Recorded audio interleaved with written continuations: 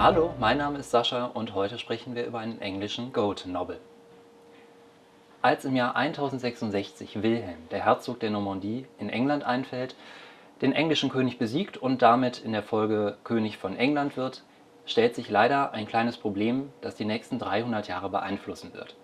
Er ist zwar jetzt König eines eigenen Königreichs, England in dem Fall, aber er ist gleichzeitig noch immer Herzog der Normandie. Das heißt, die Könige von England sind jetzt gleichzeitig für ein Territorium Vasallen der französischen Krone. Sie müssen also dem französischen König gegenüber einen Lehneid leisten. Das möchten sie natürlich nicht gerne, sie möchten ihr Gebiet souverän regieren, während die Franzosen wiederum natürlich Herren ihres eigenen Territoriums sein möchten. In den nächsten 300 Jahren wird England verschiedene Teile Frankreichs weiter erobern, manche fallen wieder zurück, ein Kern allerdings wird immer bei England liegen. Der Konflikt soll auf Dauer per Heiratspolitik erledigt werden. Er erledigt sich damit nicht, im Gegenteil, es verschlimmert sich. Und so kommt es, dass im Jahr 1337 Philipp VI., König von Frankreich, dem englischen König, in dem Fall Edward III., alle Besitzungen einzieht, die Edward in Frankreich noch besitzt. Das lässt Edward allerdings nicht so leicht mit sich machen und 3 Jahre darauf, 1340, sammelt er eine Flotte von 160 Kriegsschiffen, fährt damit nach Gent und lässt sich in Gent zum König von Frankreich ausrufen. Als Philipp erfahren hat, dass Edward III. Sich zum König Frankreichs hat krönen lassen, sammelt er schnell eine Flotte von 212 Schiffen zusammen und segelt Edward entgegen. Ein Problem gibt es dabei allerdings. Edward hat zwar 160 Schiffe, damit weniger Schiffe als Philipp VI., allerdings hat er Kriegsschiffe und er hat vor allen Dingen auch schon gut ausgebildete Soldaten dabei. Die Schiffe, die Philipp VI. Sammelt, die 212, sind fast alles Handelsschiffe. Alles Schiffe, die hastig aus den Häfen herbeigezogen wurden und eine ausgebildete Armee ist auch nicht an Bord. Trotzdem kommt es jetzt zum Konflikt. Beide Flotten fahren sich auf dem Ärmelkanal entgegen. Und genau das zeigt auch die Vorderseite, der Avers, dieses Gold Novels. Wir sehen an Bord, ja, hier ist er, wir sehen an Bord Edward III. Er steht auf einem Schiff inmitten von Wellen. Er hält einen Schild in die Höhe. Dort können wir sehen die Linien Frankreichs und wir können sehen die Leoparden Großbritanniens bzw. Englands. Wir sehen also das Königswappen. Er hält ein Schwert, er ist gekrönt, er ist bereit zum Kampf.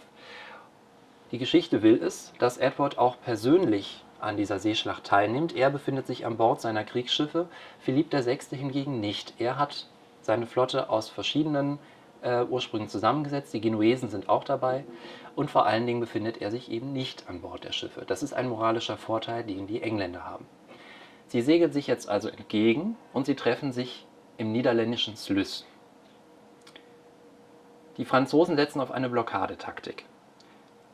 In dem Moment, in dem sie merken, dass die Engländer ihnen entgegensegeln, bilden sie 3 Reihen. Die größten Schiffe zuvorderst und danach absteigend bis zu den kleinsten nach hinten. Alle diese Schiffe werden miteinander verkettet, um eine Blockade zu bilden.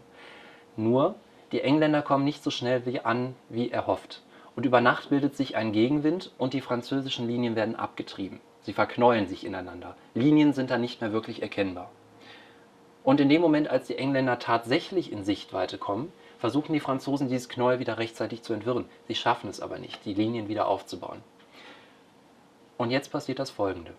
Die Engländer haben dieselben Schlachtlinien aufgestellt. Die größten Schiffe zuvorderst, in der Mitte die mittleren, die kleinsten hinten. An der Stelle ein grundsätzliches Wort zur Seeschlacht im Mittelalter. Wir sind im Jahr 1340, Kanonen wird es bald geben, aber noch sind die nicht auf Schiffen im Einsatz. Es gibt erste Versuche, was Feldschlachten angeht. Auf den Schiffen sieht die Situation daher so aus. Schiffe ziehen sich gegenseitig mit Ketten heran, sie versuchen sich zu entern und es gibt einen Kampf Mann gegen Mann an Bord. Des Weiteren gibt es Turmaufbauten, besetzt mit Schützen, Bogenschützen, Armbrustschützen, die sich beschießen können. Aber auch hier haben die Franzosen wieder den Nachteil.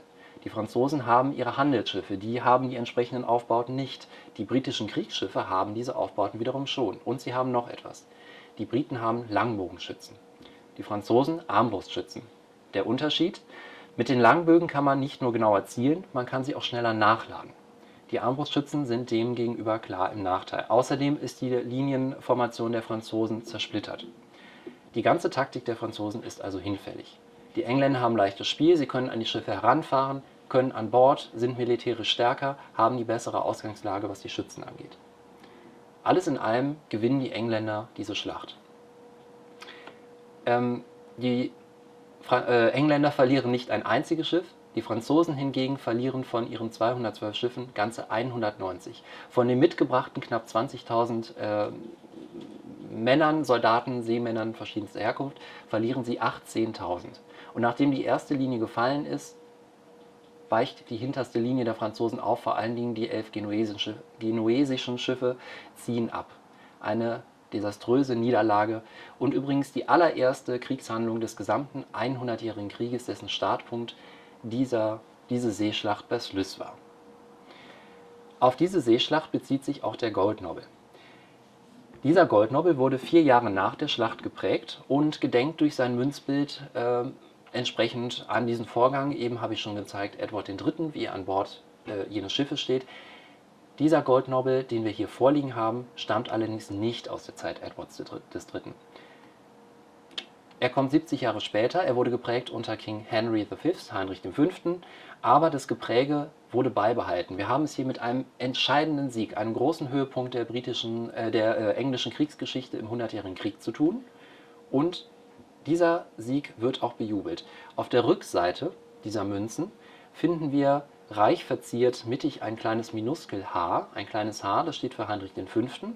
Und wir haben eine Umschrift darum herum auf Latein, die übersetzt ein Bibelzitat, die auch unübersetzt ein Bibelzitat darstellt, aber die auf Deutsch so viel heißt wie: Jesus Christus aber ging mitten durch sie hindurch und zog weiter.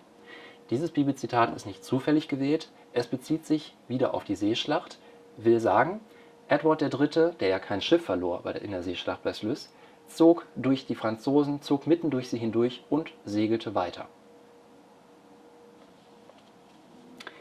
Dieses Gepräge wurde lange Zeit beibehalten, ab 1344 eben. Es stellte dieser Goldnobel stellte die maßgebliche Handelsmünze im Nord- und Ostseehandel dar, und zwar bis ans Ende des 15. Jahrhunderts, hielt sich also lange. Das Gepräge wurde für die verschiedenen Herrscher jeweils um Details ergänzt. Mal gibt es ein paar Ringel, mal sind es eine andere Anordnung auf dem Bug geprägt von Leoparden und Lilien, mal gibt es ein E für Edward in der Flagge, mal ist hinten ein anderer Buchstabe eingeprägt. Aber das grundsätzliche Aussehen bleibt. Später, im Laufe des sehr späten 15. Jahrhunderts, blieb dieses Gepräge zwar immer noch erhalten, aber in einer starken Variation. Und zwar wurde auf dem Bug des Schiffes eine Rose geprägt. Von da an war dieser Goldnobel als Rose Nobel oder als Ryle bekannt. Von diesen Ryals haben wir in unserer kommenden Renumus-Auktion diverse Stücke da. Auch dieses Stück ist zu haben, und zwar unter der Losnummer 1127 in der Auktion Renumus 10. Hier können Sie im Saal mitbieten oder online. Ich freue mich auf Sie, ich wünsche Ihnen noch eine angenehme Zeit bis dahin.